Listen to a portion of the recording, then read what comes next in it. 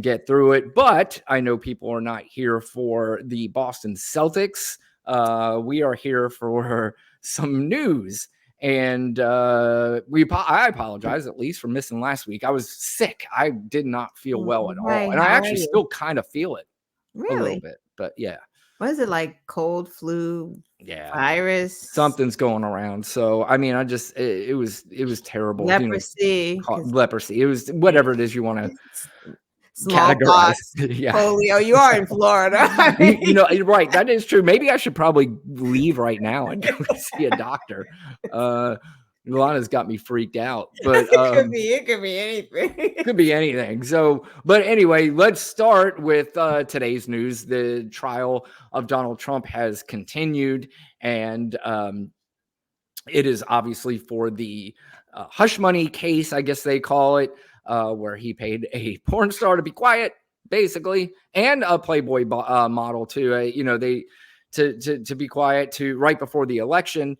Right. And some very interesting things have come out. But today, the Judge Merchan, who is overseeing the historic trial, issued the remarkable jail warning and fined Donald Trump an additional $1,000 for not his first, second, third, or fourth, his 10th violation of the order.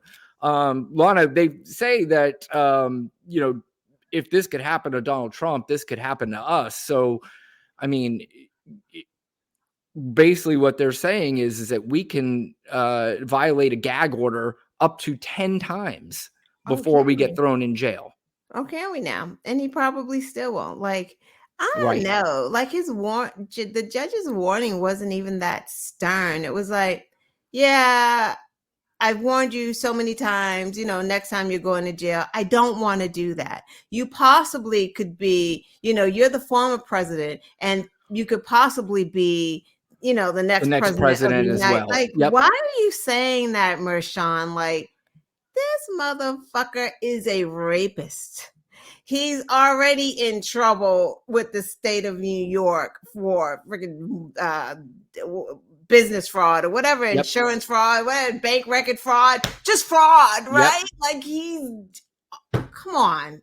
Why are we treating him like, I really don't want to do it, you're a good guy? He's not a good guy.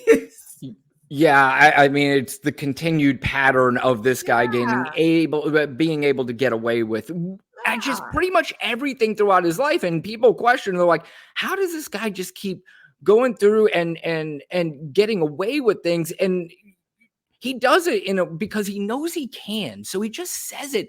And at some point you think to yourself, all right, this is it. This finally, they're going to say, all right, enough's enough. And you know what? Even if they throw him in jail for a night or two, I know people are saying, and I know Donald Trump does not want to go to jail, but is it really that big of a deal? I mean, I can almost picture Donald Trump thinking to himself, like, almost picturing himself in one of those movies where he's sitting in a jail cell and in the distance he hears rumbling, and then next thing you know, it gets louder and louder, and he looks out his window and there are the MAGA flags and the MAGA people coming to him, and he's just got this smile on his face of pride that the people are here to bail me out of jail and to get me out and break me out, and there's nothing they could do about it.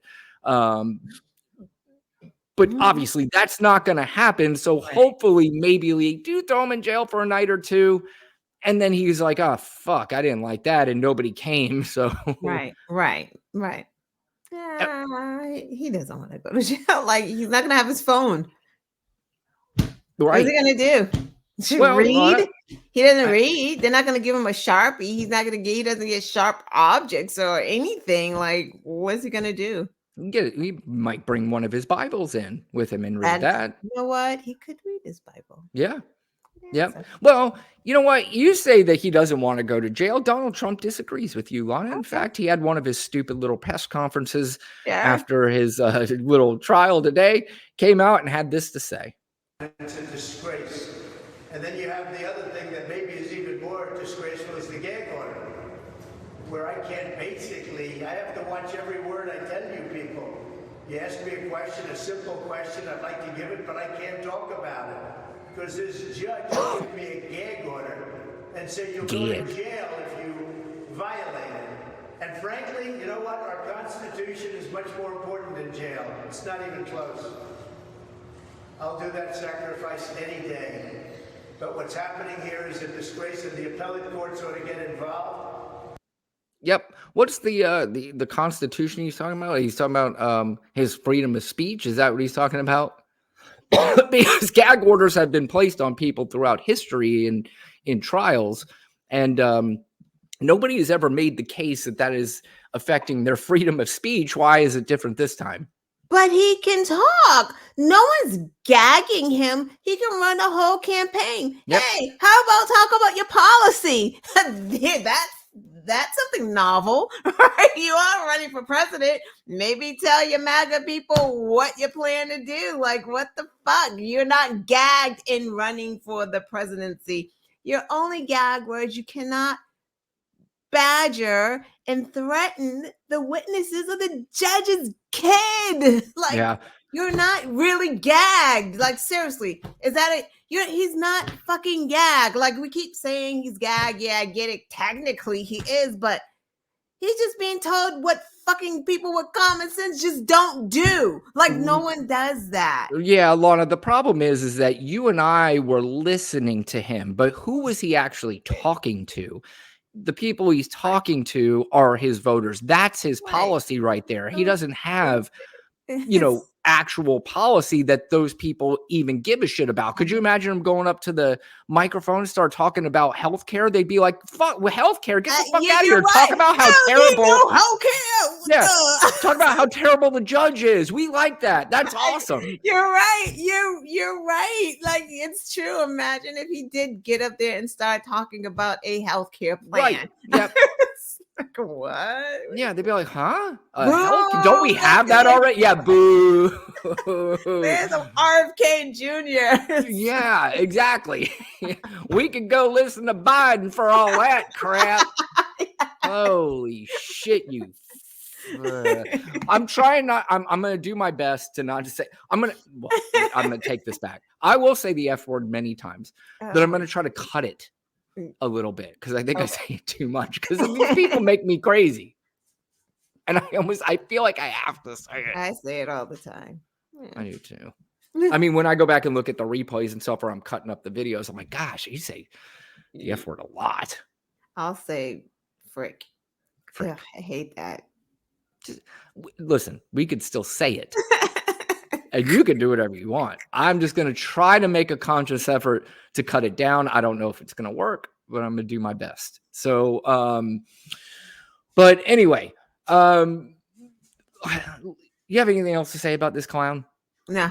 Because we can get back to him in a little bit. But here's a I mean, well, so we did do a whole bunch of making fun of him, but what actually happened inside of the courtroom was interesting today because today was document day, and in particular it was like exhibits 35 and 36 had all these signatures on there, right? So like today was really, we're getting closer to showing that, because it's not, we say hush money and he paid a porn star, and that's not the crime. Correct. The crime is him messing around with his business documents and trying to make it seem like this was like a what did he try to campaign funds? Yeah, exactly. So that's and I mean, they got checks with him signing, and then he paid himself like double or triple or quadruple back for the money that he paid back to Cohen. Yeah, like when he put it on his forms, and he like tried to get reimbursed himself more money than what he paid out.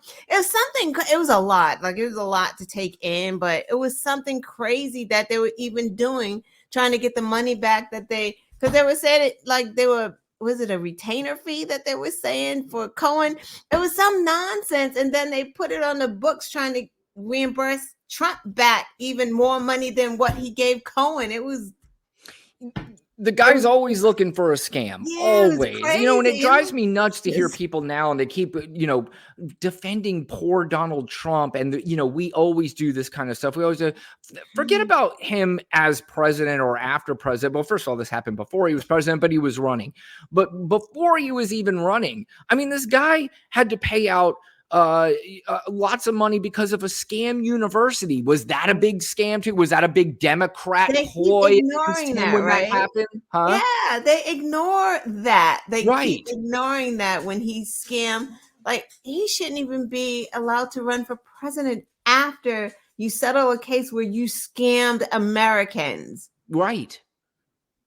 Yeah. It's just it's amazing, and we've gotten to a point, and in fact, I'm gonna play some clips a little bit later that it just drives you fucking crazy, especially about the way a lot of the Republican candidates, all these people that are in Congress, how they approach the media and how it turns back into an attack on the media rather than answering the questions and rather than taking the responsibility that they always say everybody else should take